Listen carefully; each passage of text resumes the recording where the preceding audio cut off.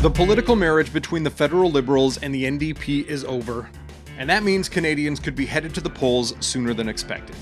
NDP leader Jagmeet Singh announced he was leaving the agreement with Justin Trudeau's Liberals that's keeping the government in power after more than 2 years. I'm Dave Breakenridge, and this is 10-3. National Post political reporter Ryan Tumilty joins me to discuss why the NDP tore up the agreement, how the Liberals have taken the news, and whether it means we could see an election this fall. Don't forget, you can find us on Apple Podcasts, Spotify, Amazon Music. I'd love it if you could leave us a rating, a review, and tell your friends about the show. So Ryan, as MPs are about to head back to Ottawa to get to the work of being members of Parliament, we were hit with a bit of a political bombshell in the form of NDP leader Jagmeet Singh announcing that the NDP would exit the supply and confidence agreement they had with Justin Trudeau's Liberals. And, before we get into that, the how and the why, break down for listeners what that agreement meant between those two parties. Was it a formal alliance? Was it coalition government, as some have called it? Or was it just an agreement that on, confidence issues, they'd side with the governing party? Yeah, it's that last one. So it covered a span from when it was first signed in the spring of 2022 to, in theory, June 2025. But the deal is very clear that either side could back out at any time. But it basically set milestones along the way. So the NDP promised to keep supporting Liberal budgets, Liberals on any confidence measures. They sort of did work with the government in terms of expediting things through the House. So using closure motions and other things that can speed up a debate in the House of Commons. They supported them a little bit on some committees, things like that. All of that in exchange for NDP priorities. So dental care, that was an NDP priority. Pharmacare, which is in works. Anti-scab legislation, big thing for the NDP. And basically the Liberals promised to bring all of that in if the NDP kept supporting them.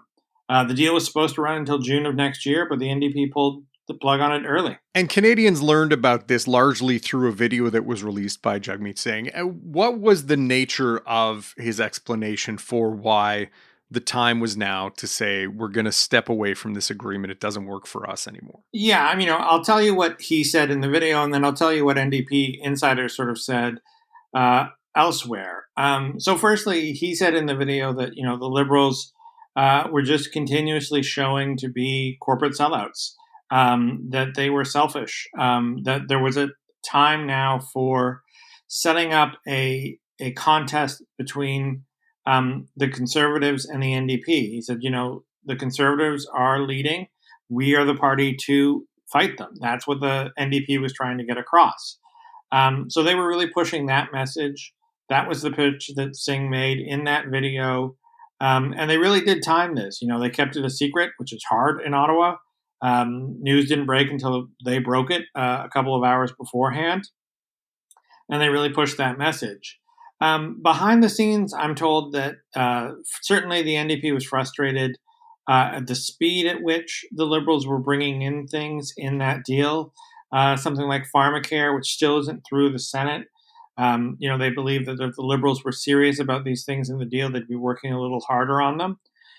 They also feel, though, that everything that they could get out of the deal, they have gotten out of the deal.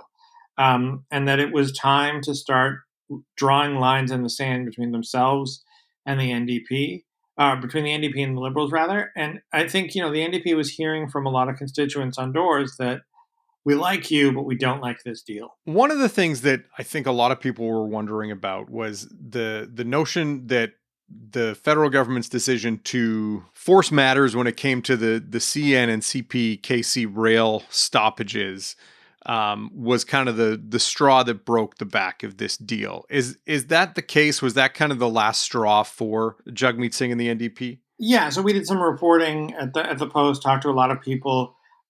Certainly that didn't help the situation, but it sounds like the decision was made already. NDP MPs met behind closed doors in June, sort of before the House rose for the summer.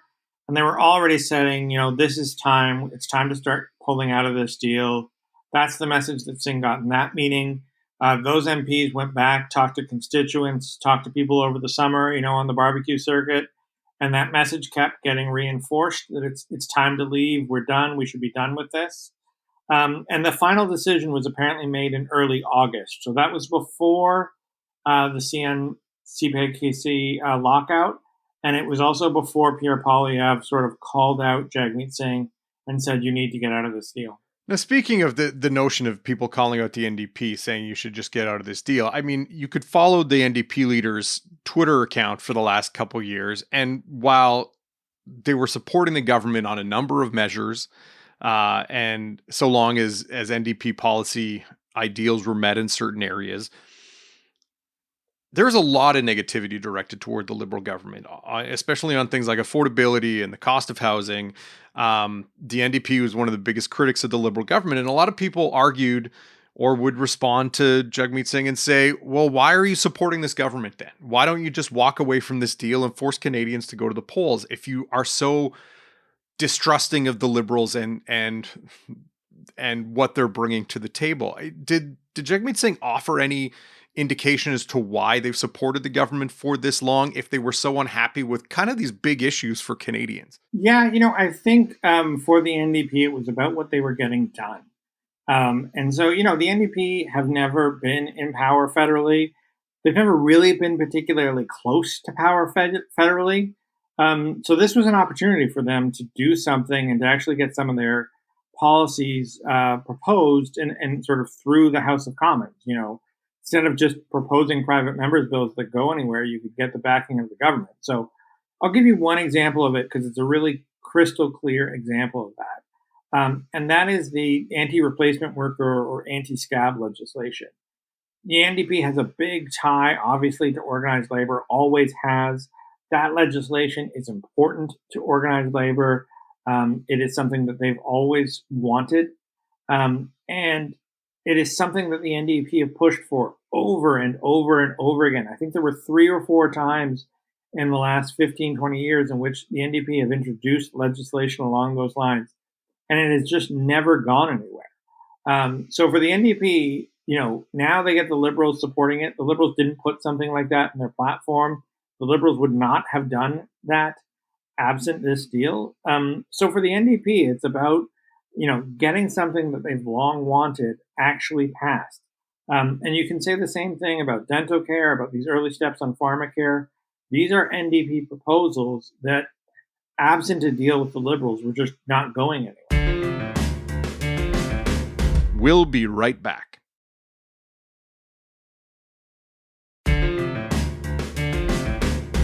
All right. So we have what is seen by many Canadians or people who follow politics as a fairly significant shift in the political landscape, especially as we near 1 year out from the next scheduled election.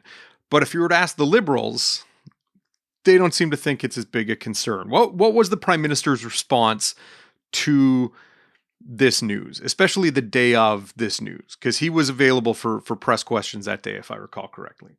Yeah, as we understand it, he found out about the deal collapsing really just a few minutes before he stepped in front of a microphone in Newfoundland to talk about their school lunch program. So certainly not what he was anticipating, talking to reporters about when he woke up that morning. The NDP sent them an email to sort of the generic Prime Minister email, and that was about all they got in terms of notification that the deal was over. So that was a big change. The Prime Minister talked about this being about politics, saying that his party is not going to focus on politics. They're going to focus on delivering for Canadians. And that is where they're going to be.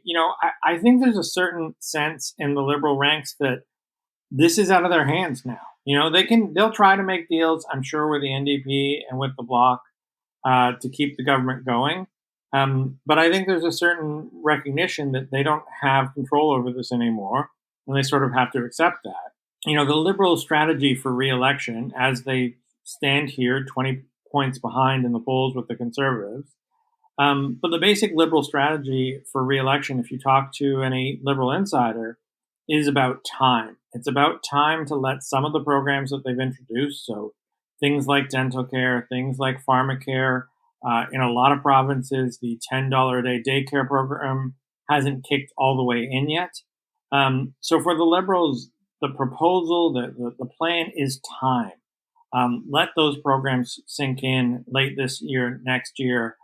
Let Canadians benefit from them and start to feel like they would lose them under a conservative government, and also allow time for the economy to basically move onto a stronger footing. So we've already seen inflation come down. We've seen interest rates come down 3 times so far this year.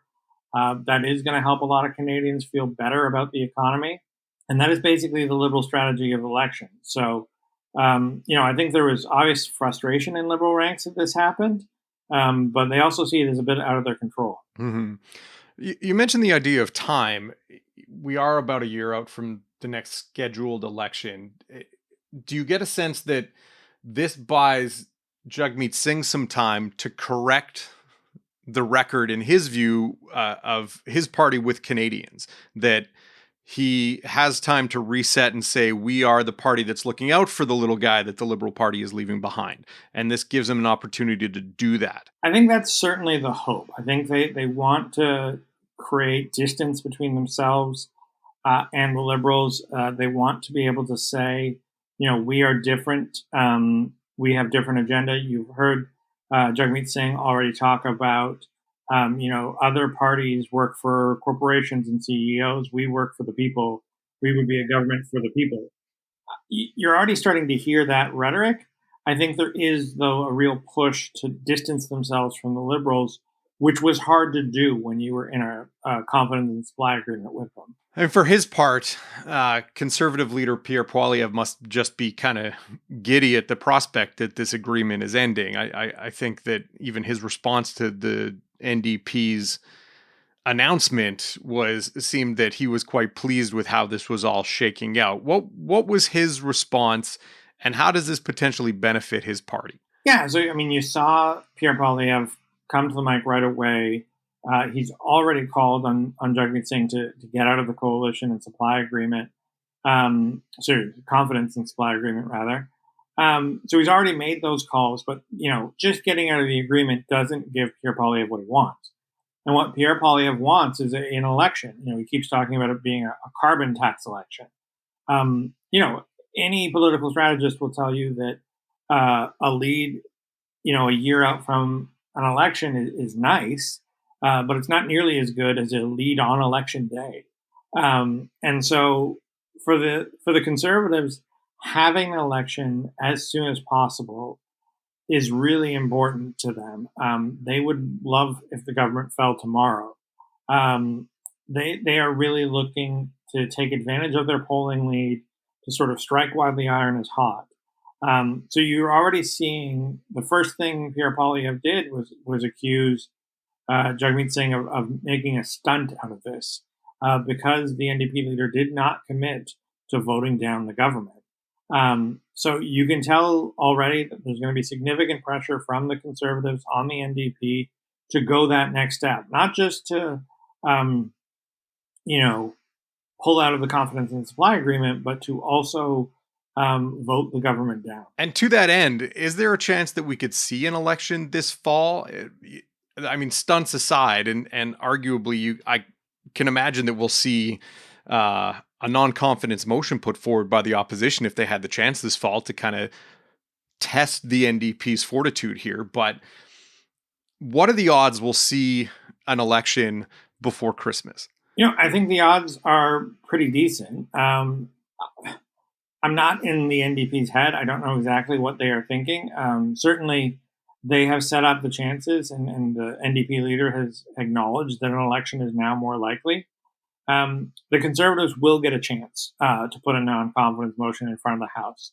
They'll probably get a chance to do that within the first few weeks of the House coming back. There are something called opposition days in Parliament, where the opposition gets to set the agenda for the day. And I can almost guarantee you that the first Conservative opposition day, there will be a non-confidence motion in front of them. And the NDP will be in this awkward situation where Jagmeet Singh has, gone on the national stage, has released this video where he talks about Justin Trudeau being weak, being selfish, being a sellout to corporate interests, and then potentially has to vote to keep his government going. We'll also have a fall economic statement, depending on the timing there. That could come with a confidence vote. So certainly the circumstances are there that could lead to this. I think we are going back into a more traditional minority government territory where sort of anything could happen and the government could fall kind of at a moment's notice. The government can't survive with just, say, the support of the Bloc Québécois, right? Like they would need some members of the Bloc, some members of the NDP, even if, all of the NDP didn't vote to keep the government alive. No, the Bloc is enough. Okay. Where does the Bloc sit in all this? Would the Bloc decide, well, maybe we don't want an election right now, so we'll vote to keep the government going? Yeah, I mean, the Bloc have come out since this deal and said that they are prepared to negotiate with the Liberals, not on a confidence and supply deal, and I don't think the Liberals would be eager to sign on to one with the Bloc, but on a vote-by-vote basis. And certainly, I think for the Bloc, the last few years have almost been a frustration because, given the nature of the Bloc, they only run MPs, obviously, in Quebec, which means they're never going to be government. So their only time for real leverage is minority government scenarios like this. And that confidence and supply deal with the NDP meant that the Liberals didn't have to negotiate with the Bloc for support because they had the support of the NDP. So for the Bloc, this is a moment. I think they're going to try to put forward things. I don't know how many of those things the Liberals might be willing to live with. Certainly some of the demands could be big. You could see demands for more healthcare money, more provincial control over immigration. The Bloc have a bill about increasing pensions that would be, if nothing else, expensive. So, a lot of questions there, I think, and it will be a tightrope, I think, for the Liberals to walk on that front. Yeah. Lastly, looking at the prospects for an election, the Liberals, after the news about the NDP leaving their agreement, the Liberals also had to deal with the fact that the national chair of their campaign has decided to step away.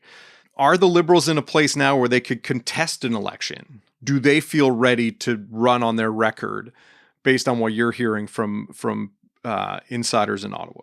Yeah, I think the Liberals, really any of the parties could run an election. Would they want to? Would they be successful? I don't know.